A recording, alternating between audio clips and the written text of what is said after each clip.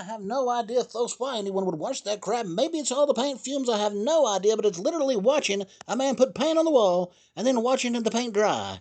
Good God, Donald, don't you have anything else better to do with your YouTube account? Anyways, folks, that's me, Johnny Robbie Bobby Ray Dinkins with 10.0 WMETH, and my time's up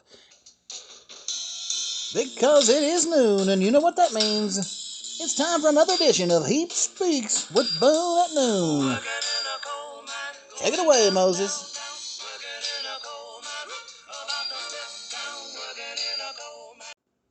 This is Moses Heaps with 10.0 WMETH with another edition of Heaps Speaks with Boone at noon.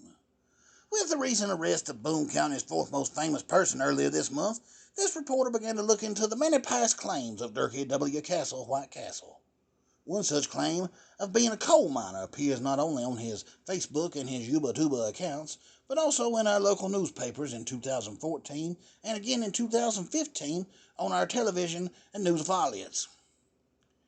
Now, ever since I was given this case almost a year ago by Trolling Stone magazine, I've learned not to believe a single word that comes out of the boy's mouth and to keep my valuables locked in a safe. So I've done some digging and some mining of my own. I contacted a local coal company that handles 90% of the Boone County coal territory, and they wished to be left anonymous. But to my surprise, they did have record of a young Scooter working in the mines. He had one of the most valuable jobs in the mine, actually.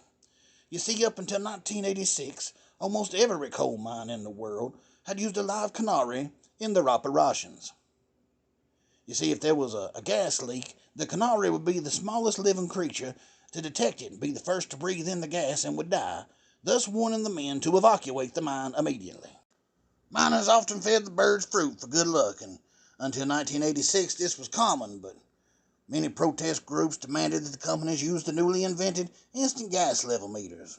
So to cut corners, many mines would illogically hire the weakest, puniest local runt, who was the closest to resembling a small bird. And of course, Derkie was hired. In fact, he enjoyed the job, gumming on fruit, singing like a canary, and dragging his oversized work boots down into a hole full of sweaty men working on a shaft. Derkie was, in fact, in heaven. Unfortunately, another local protest group saw this and his mining days were over after only 12 days on the job. This has been Moses Heaps with Heaps Speaks with Boone at noon. And now you know the rest of the story.